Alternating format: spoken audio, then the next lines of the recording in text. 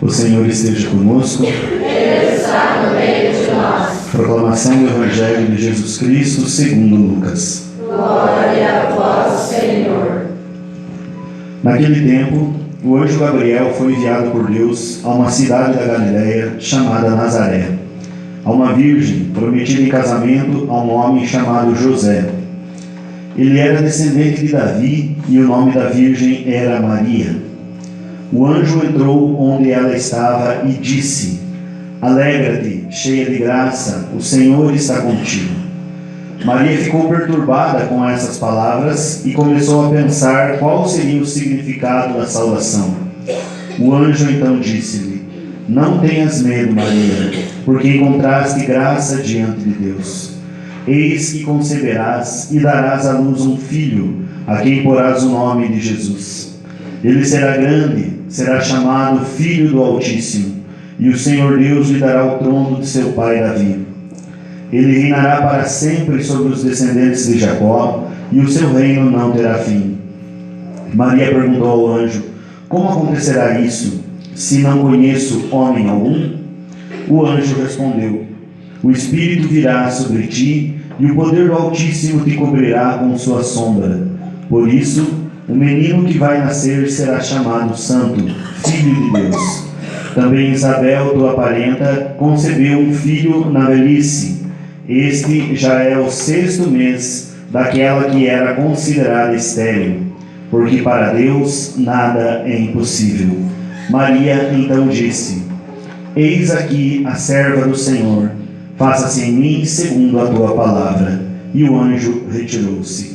Palavra da salvação. Glória a vós, Senhor. Podemos nos sentar.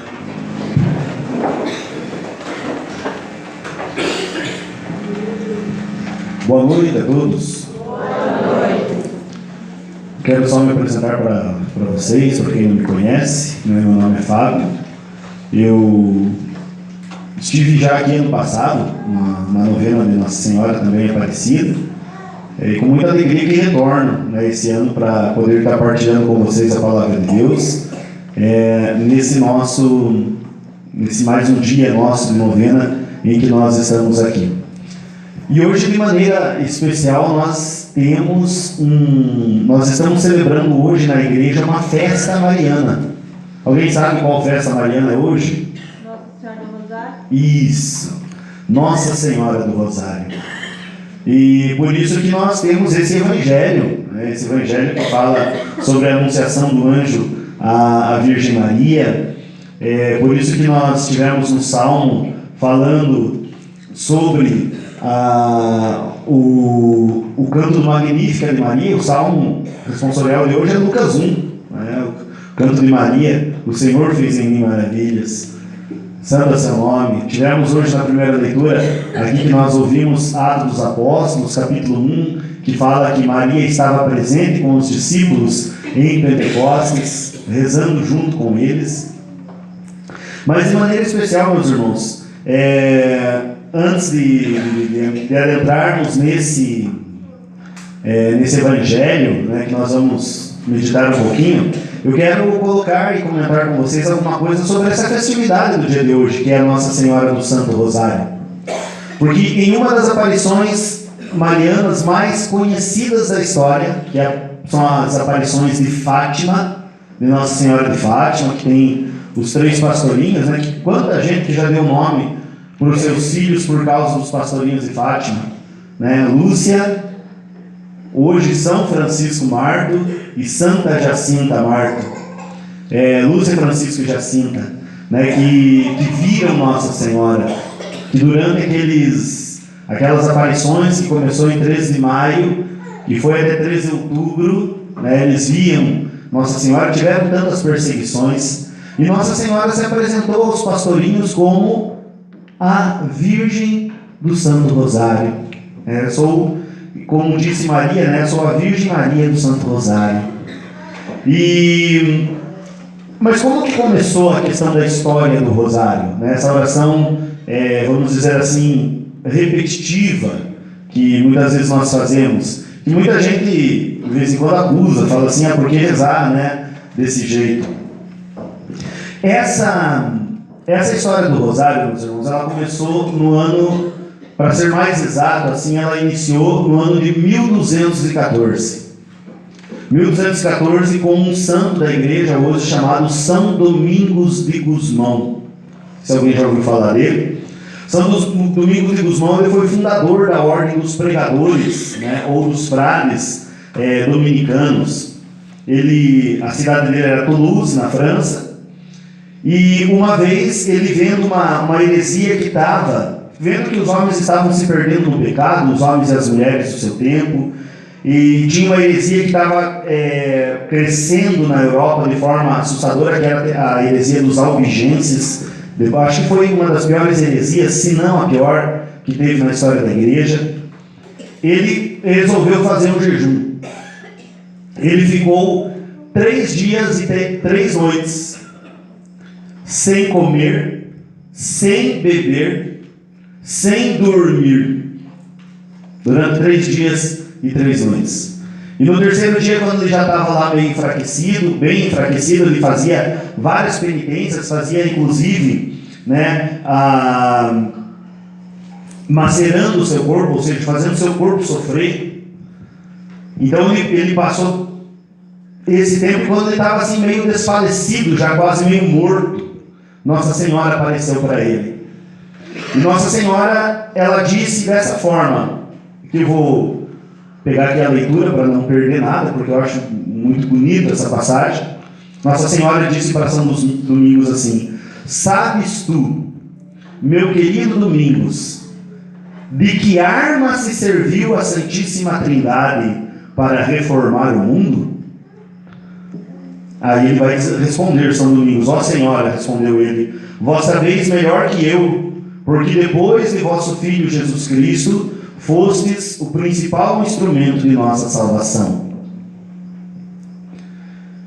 E aí Maria vai dizer para ele: sabei que a peça principal da bateria foi a saudação angélica, que é o fundamento do Novo Testamento. E, portanto, se queres ganhar para Deus esses corações endurecidos, reza o meu saltério. Em outras palavras, aqui o que Maria disse para São Domingos? Maria disse assim, perguntou para ele: você sabe qual foi a arma que Deus utilizou para reformar o mundo, Domingos? E Domingos falou: você sabe melhor do que eu. E ele disse assim: a arma que Deus utilizou foi a saudação angélica. Qual é a saudação angélica, meus irmãos? É o que nós escutamos hoje no Evangelho. É quando apareceu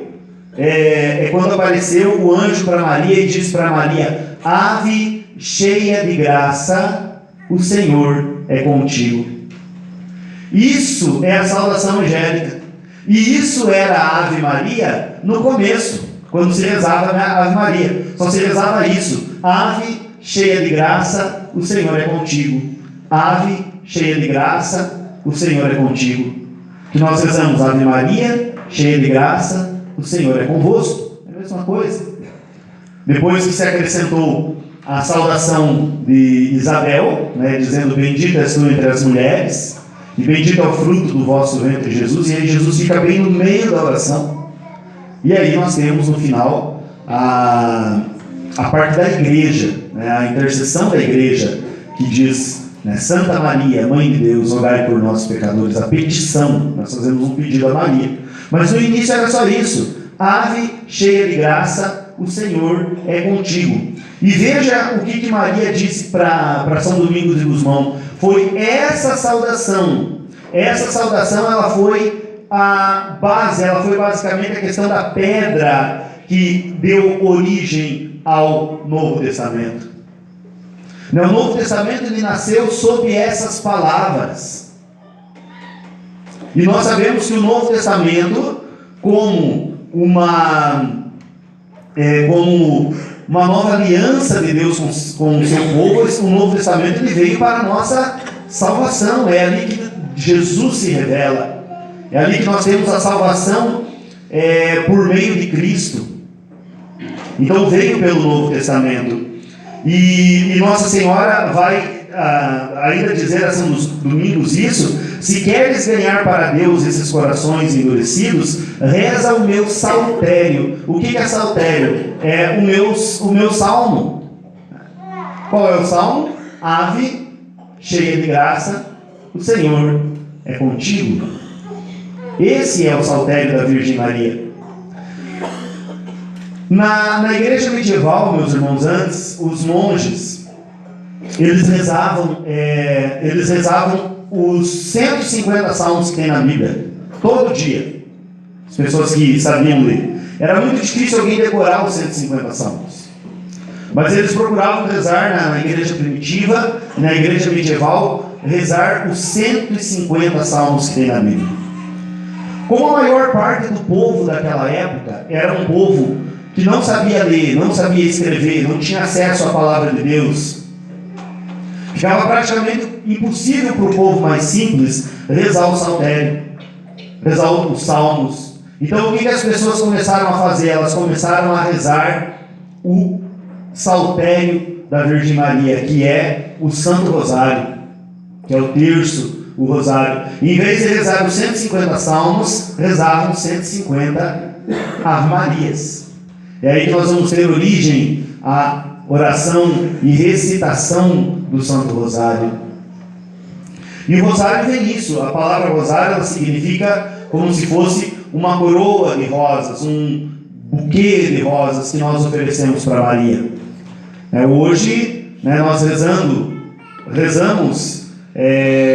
3 terços, nós rezamos o rosário. Mas o Papa João Paulo II, São João Paulo II, no começo do século, desse nosso século, ele apresentou para nós um quarto conjunto de mistérios, que são os mistérios luminosos, que é rezado na quinta-feira. Então, para nós rezarmos hoje todos os mistérios da vida de Cristo, segundo tem na igreja, são 200 Ave Marias, que seria o rosário.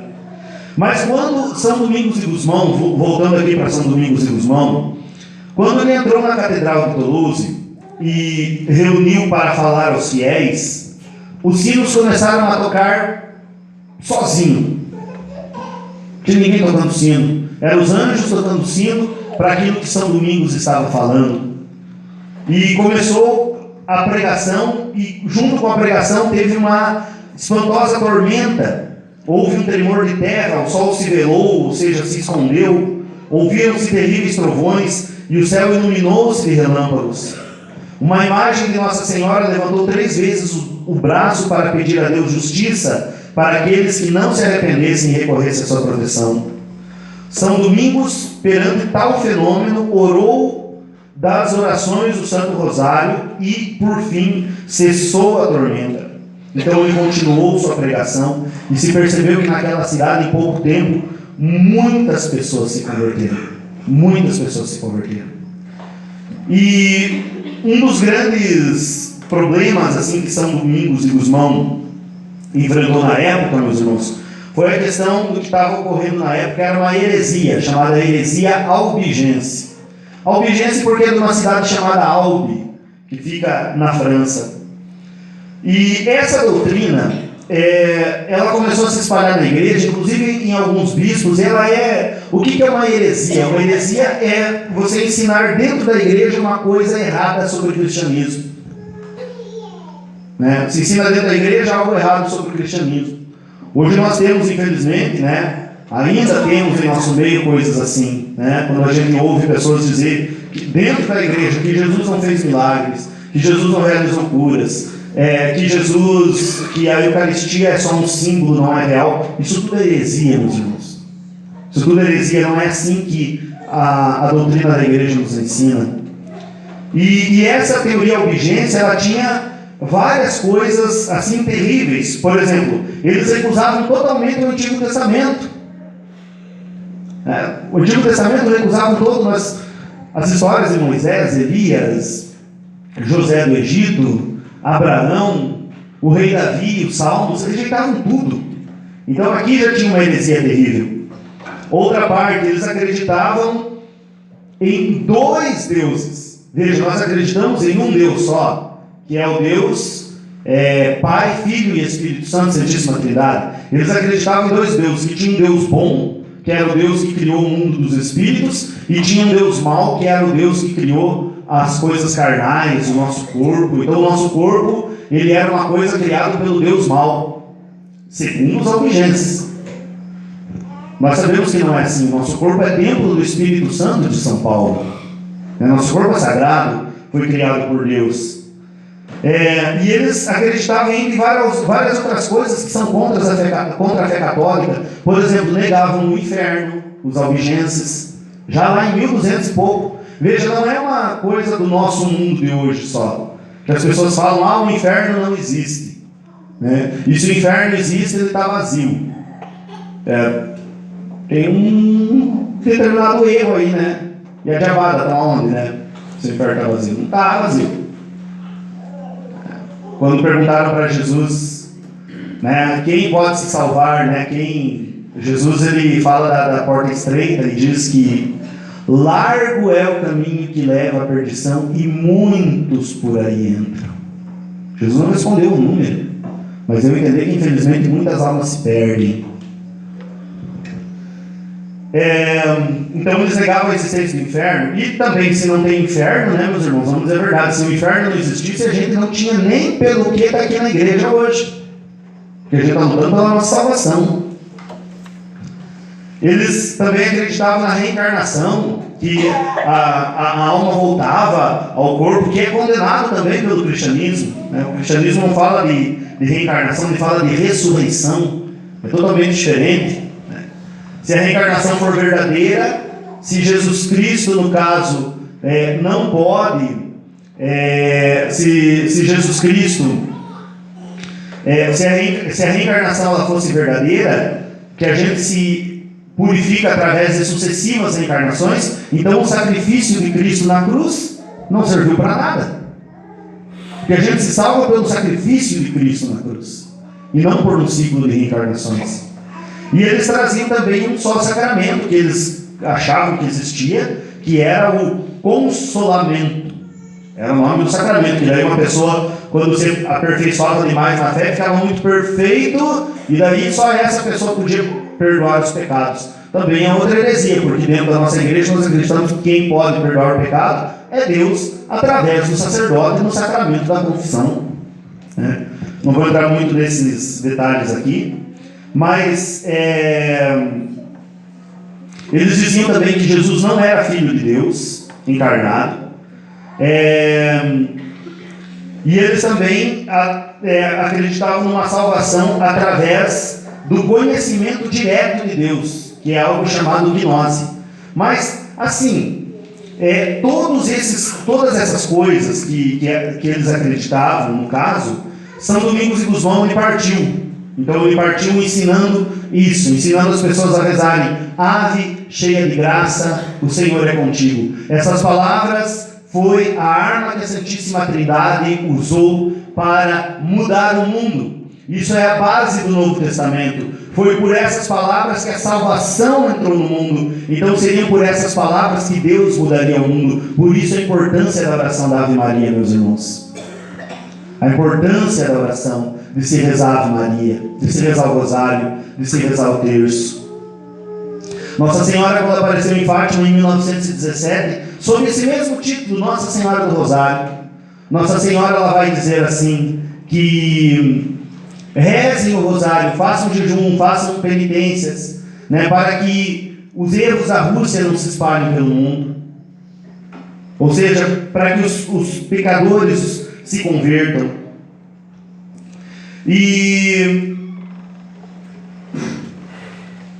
essa festa de Nossa Senhora do Santo Rosário, embora ela foi instituída um tempo depois, São Domingos de Gusmão, ele combateu a heresia albigense, ele levou a recitação do Santo Rosário para uma boa parte do continente europeu, e ele converteu milhares de pessoas, gente, pela recitação do Santo Rosário. Milhares de pessoas. É interessante isso, porque vai ter um santo da igreja chamado São João Maria Vianney, chamado Santo Cura d'Ars, também francês, que ele no século XIX, um padre santo, santo mesmo. É tão santo que ele é patrono dos padres. Pra vocês terem uma ideia. São João Maria Vianney disse assim: eu converti mais pessoas com as Ave Marias que rezei do que com os sermões que eu fiz. Converti mais pessoas com as Ave Marias que eu rezei do que com os sermões que eu fiz. E a instituição da festa, gente, do Santo Rosário, ela se deu no ano de 1572 com o Papa Pio V e deu uma pequena mudada em 1573 com o Papa Gregório XIII, que houve a substituição do Papa, devido a uma batalha que teve, a chamada Batalha de Lepanto. O que foi essa Batalha de Lepanto? Essa Batalha de Lepanto, meus irmãos, ela foi uma batalha quando os turcos otomanos, eles tentaram, no caso, invadir a Europa e para instaurar na Europa o islamismo.